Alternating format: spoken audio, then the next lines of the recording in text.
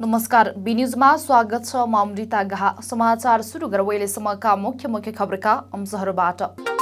भारतबाट आउनेले आफ्नो भाडा आफै तिर्नुपर्ने स्थानीय तहको निर्णयप्रति सरकारवालाहरूको विरोध। सिमानाबाट निशुल्क गाउँ आउने वातावरण मिलाइदिन आग्रह। गुल्मीको मुसिकोट नगरपालिकाले भारतमा रहेका नागरिकको उद्धार थाल्यो। भारतबाट यो समयमा झण्डै 4-5 हजार भित्रिन सक्ने अनुमान। देशैभर हालसम्म पीसीआर विधिबाट 51,642 जनाको कोरोना परीक्षण। प्रदेश नम्बर 5 मा 16,215 जनाको परीक्षण सम्पन्न। र अस्तव्यस्तताका बीच भारतमा आन्तरिक हवाई सेवा सुचारू। हालसम्म 1,38,000 भन्दा बढी कोरोना संक्रमित फेला परिसके। समाचार अब विस्तारमा। भारतबाट गाउँ फर्कने नेपालीले आफ्नो गाडी भाडा आफै तिर्नुपर्ने स्थानीय तहको निर्णयप्रति सरकारवालाहरूले विरोध जनाएका छन्।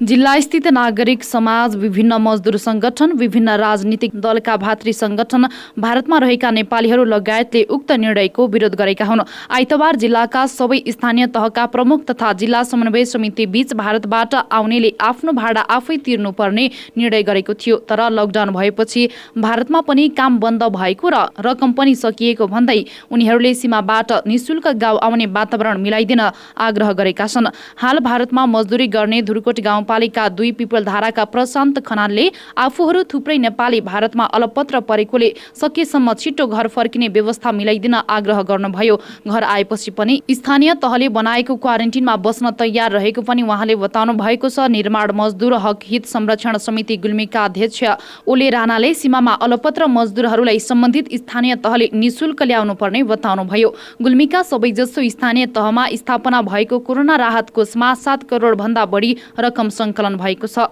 जसमा प्रदेश सरकारले नगरपालिकालाई दिएको 15-15 लाख तथा गाउँपालिकालाई दिएको 10-10 लाख, जनप्रतिनिधि, कर्मचारी तथा शिक्षकको तलब समेत समावेश गरिएको छ। त्यो बाहेक विभिन्न सामाजिक सङ्घ संस्था तथा व्यक्तिहरूले पनि कोरोना राहत कोषमा रकम जम्मा गरेका छन्। त्यसरी राहत जम्मा गर्नुको उद्देश्य कोरोना अवधिभर अलपत्र परेका नागरिकको उद्धार तथा कोरोना नियन्त्रण गर्नु हो। तर अहिले भारतमा अलपत्र नागरिकहरूलाई नेपाल ल्याउँदा समेत भाडा आफै तिर्नुपर्ने निर्णय गरिएको छ। यस सम्बन्धमा जिल्ला समन्वय समितिका सभापति लक्ष्मण पराजुलीले एकदमै कमजोर वर्गको नागरिकको हकमा भने सम्बन्धित स्थानीय तहले भाडाको व्यवस्था गर्ने बताउनुभयो। गुल्मी जिल्लाको मुसिकोट नगरपालिकाले लकडाउनका कारण प्रभावित बनी स्वदेश आउन चाहनेहरूलाई नगरभित्र ल्याउन सुरु गरेको छ। भारतमा विभिन्न रोजगारी गर्दै आइरहेका र हाल लकडाउनका कारण रोजीरोटी गुमी दैनिक जीवनयापन गर्न समेत कठिनाई भएका नागरिकहरूलाई उद्धारको काम सुरु गरेको बताइएको छ। नगरभित्र थाई घर भई हाल भारतमा रहेका र गाउँ आउन इच्छुक नगरवासीलाई ल्याउन पहल सुरु गरिएको हो। भारतमै रहेका र विभिन्न नाकामा आई अलपत्र परेका नागरिकहरूलाई समन्वय गरी गाडीको व्यवस्था गरी ल्याउनको लागि नगरभित्रका कर्मचारी र जनप्रतिनिधिहरू गरी विभिन्न 18 जनालाई सम्पर्क व्यक्ति तोकिएको छ, जसमा नगर प्रमुख सोमनाथ सापकोटा र उपप्रमुख कमला गौतमले आवश्यक समन्वय तथा सहजीकरण गर्ने मुसिकोट नगरपालिकाका प्रमुख प्रशासकीय अधिकृत नवराज भण्डारीले हस्ताक्षर गरी प्रस्तुत गरिएको सूचनामा उल्लेख गरिएको छ। विश्वव्यापी महामारीको रूप फैलिएको कोरोना भाइरसले भारतमा जोखिममा परेका र अलपत्र अवस्थामा रहेका मुसिकोटवासीहरूलाई ल्याउनको लागि पहल थालिएको सूचनामा उल्लेख गरिएको छ। नगरपालिकाले बाटोमा आउँदा सुरक्षाका उपायहरू अपनाउँदै आउन आग्रह गर्दै भारतमा रोजगारी गर्दै आइरहेका र हाल लकडाउनले प्रभावित बनेकाहरूलाई नगरपालिकाको सम्बन्धित वडामा सम्पर्क व्यक्तिहरूसँग सम्पर्क गरेर नगरमा जानकारी गराएर मात्र आउन आग्रह पनि गरेको छ। बाटोमा कुनै समस्या नपरोस् भन्नका लागि सम्बन्धित वडा कार्यालयमा सम्पर्क गर्न आग्रह गरिएको बताइएको छ। नगरपालिकाले भारतबाट आउने सम्पूर्ण नागरिकलाई 9वटै वडामा निर्माण गरिएका विभिन्न क्वारेन्टिनमा राख्नका लागि तयारी थालेको छ। शनिबार नगरपालिकामा भित्रिएका 16 जनालाई क्वारेन्टिनमा राखिएको र आइतबार आउँदै गरेका 37 जनालाई पनि क्वारेन्टिनमा राखिएको नगर प्रमुख सोमनाथ सापकोटाले जानकारी दिनुभएको छ। शनिबारदेखि सुरु गरिएको काम कोरोनाको प्रभाव रहन्जेल समस्यामा परेका भारतमा रहेका मुसिकोटवासीलाई निरन्तर उद्धारको लागि तयारी अवस्थामा रहेको सापकोटाले जानकारी दिनुभएको छ। भारतबाट यो समयमा झण्डै 4-5 हजार भित्रिन सक्ने अनुमान गरिएको उहाँको भनाइ छ। भारतबाट आउँदा उनीहरूले आफ्नै खर्चमा आउनुपर्ने र नगर भित्रिएपछि स्वास्थ्य चेक जाँच तथा खाना बस्न सहितको क्वारेन्टिन खर्च नगरपालिकाले नै व्यवस्था गर्ने बताइएको छ। क्वारेन्टिनमा रहेकाहरूको व्यवस्थापनका लागि विभिन्न वडा र टोलहरूमा क्वारेन्टिन व्यवस्थापनसँगै आवश्यक समन्वयका लागि कोरोना विपद व्यवस्थापन समिति निर्माण गरिएको र क्वारेन्टिनमा रहेकाहरूको समय समयमा स्वास्थ्य परीक्षण गरिने नगर प्रमुख सापकोटाको भनाइ छ। कोरोना भाइरस महामारीका कारणले गर्दा विश्व अर्थतन्त्र नै प्रभावित बनेको छ। नेपालको अर्थतन्त्र नै यसबाट धेरै नै प्रभावित बनेको छ। नेपाल सरकारको पछिल्लो कुल ग्राहस्थ उत्पादनमा ऋणको हिस्सा बढेको छ। कुल ग्राहस्थ उत्पादनमा ऋणको हिस्सा 34.51% रहेको छ, जसमा 20.61% बाह्य ऋण रहेको छ भने 13.90% आन्तरिक रहेको छ। यो चालु आर्थिक वर्षको तेस्रो त्रैमासको तथ्याङ्क हो। दोस्रो मसान्तसम्म यस्तो ऋणको हिस्सा 31.90% थियो। कुल ऋण 8.18%ले बढेको हो, जसमा बाह्य ऋण 9.18%ले बढेको छ भने आन्तरिक ऋण 6.75%ले बढेको महालेखा नियन्त्रकको कार्यालयले जनाएको छ। चैत मसान्तसम्म सरकारले तिर्न बाँकी खुद ऋण 11,95,60 रुपैयाँ पुगेको छ। यसमा आन्तरिक ऋण 4,81,52 करोड रहेको छ। त्यस्तै वैदेशिक ऋण 7,14 रुपैयाँ रहेको छ। यसमा सरकारले 26,55 करोड आन्तरिक ऋणको सावा तिरेको छ भने 14,59 करोड ब्याज तिरेको छ। बाह्य ऋण तर्फको सावा 12,58 करोड र ब्याज 2,80 करोड रुपैयाँ भुक्तानी भएको छ। समाचारमा पालो भएको छ विश्रामको। विश्रामपछि पुनः उपस्थित हुने नै छौं। Evergreen party palace and restaurant. हामी कहाँ एसी रुम तथा नन एसी रुम, 24 घण्टा तातो चिसो पानीको व्यवस्था, शान्त रमणीय वातावरणमा 24 घण्टा गाडी रिजर्भको पनि व्यवस्था छ। Our services We are open for birthday party, wedding party, seminar reservation, all kinds of fast foods and home delivery also available.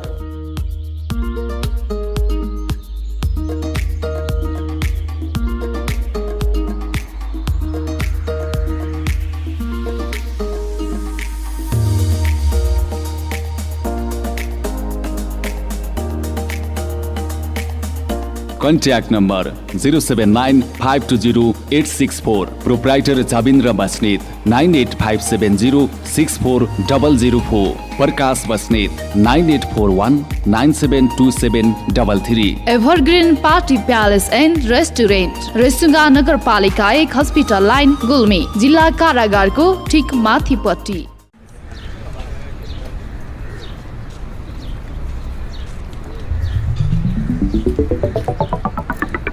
विशाल अनि तिर्सना, तिमीहरू कता हिँडेको? कता हिँड्नु नि, जुत्ता चप्पल किन्न भनेर आएको। यत्रो तमघास घुमिसके, राम्रो जुत्ता चप्पलै पाइँदैन। हाम्रो गुल्मीको विश्वासिलो चर्चित र भरपर्दो कार्की रेडिमेड स्टोर छ त।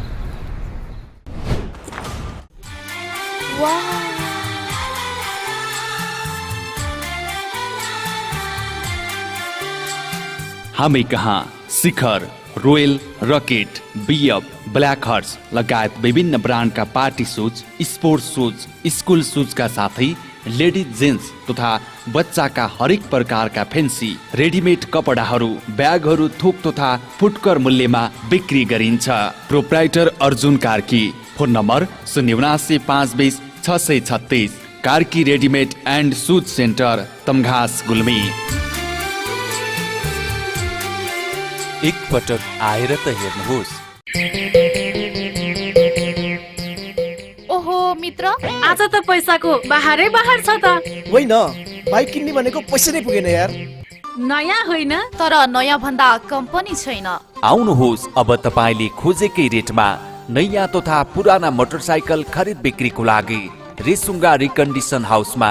विभिन्न कम्पनीका मोटरसाइकल खरिद बिक्रीका लागि हामीलाई सम्झनुहोस्। सम्पर्कका लागि Resunga recondition, Tamghas Gulmi. Phone number 9861717976 र 9847266136। एक पटक चलाएर त हेर्नुहोस्। विश्रामपछि पुनः स्वागत छ। अब लागौं बाँकी समाचारतर्फ। सोमबारसम्म देशैभर पीसीआर विधिबाट 51,642 र आरडीटी विधिबाट 95,192 जनाको नमुना परीक्षण भएको छ।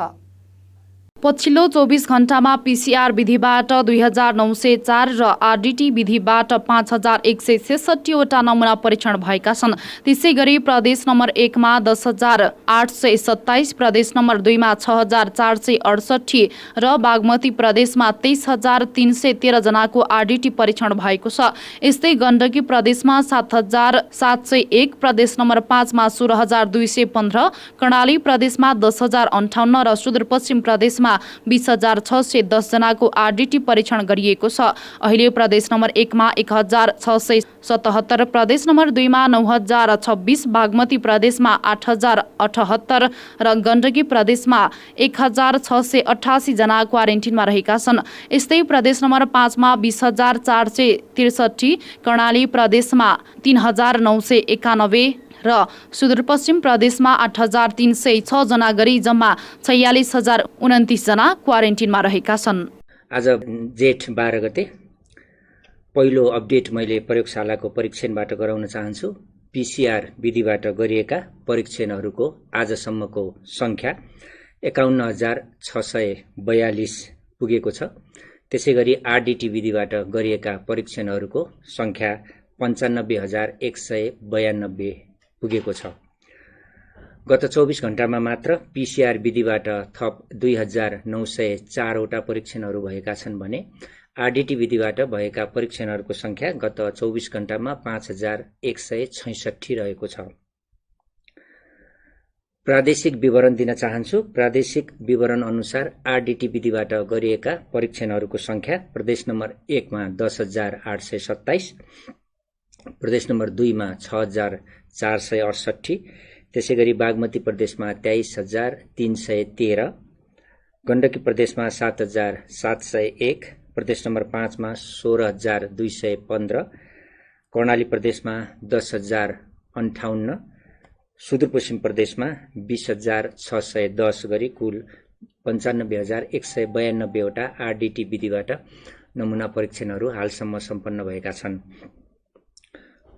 क्वारेन्टाइनमा रहेका व्यक्तिहरूको संख्या प्रदेश नम्बर 1 मा 1,677 छ। त्यसैगरी प्रदेश नम्बर 2 मा 9,026, बागमती प्रदेशमा 878, गण्डकी प्रदेशमा 1,688, प्रदेश नम्बर 5 मा 20,463, त्यसैगरी कर्णाली प्रदेशमा 3,991 र सुदूरपश्चिम प्रदेशमा 8,306 वटा 6 जना क्वारेन्टाइनमा रहनुभएको छ। यसरी कुल क्वारेन्टाइनमा रहेका व्यक्तिहरूको संख्या 46,029 रहेको छ। आइसोलेसनमा पुष्टि भएका संक्रमित केसहरू रहेको प्रादेशिक विवरण अनुसार प्रदेश नम्बर 1 मा हालसम्म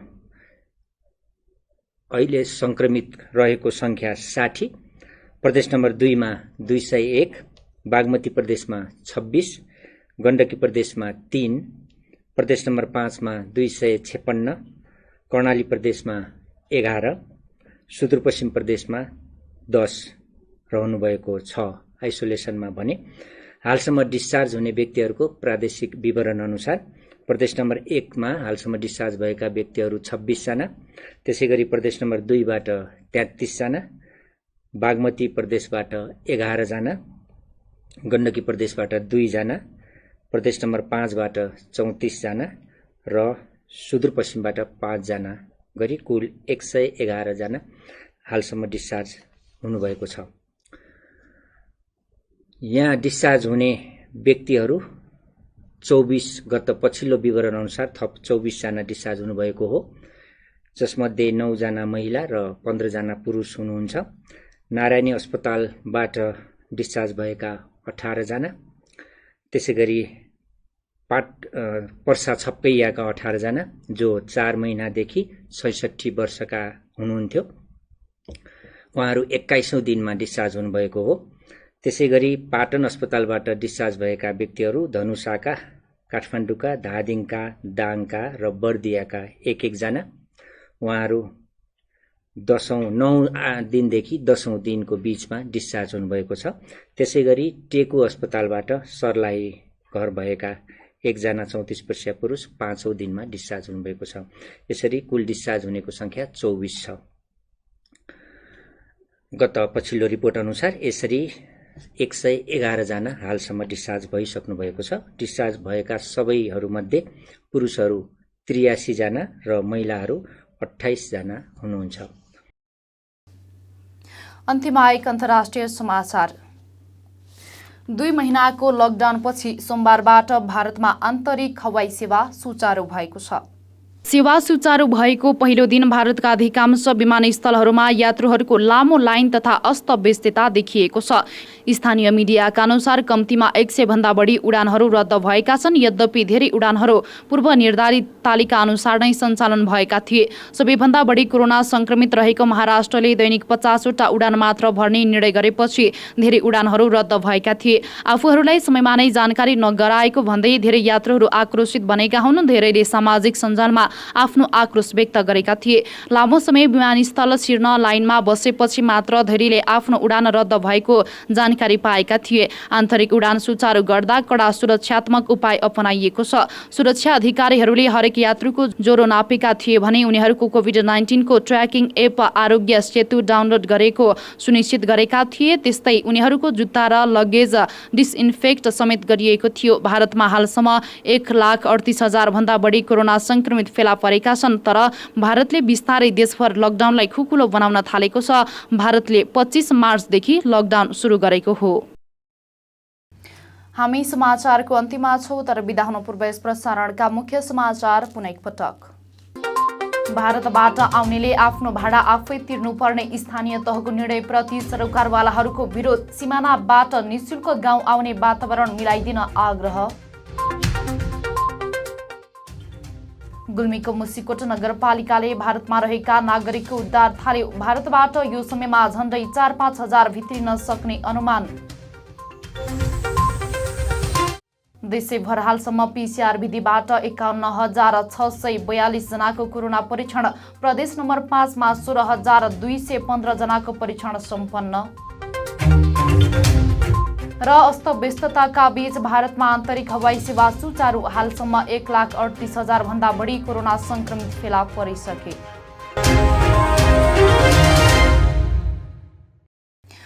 अहिलेलाई बी न्यूज यति नै। हेर्दै गर्नुहोला BTV HD। हवस् त नमस्ते।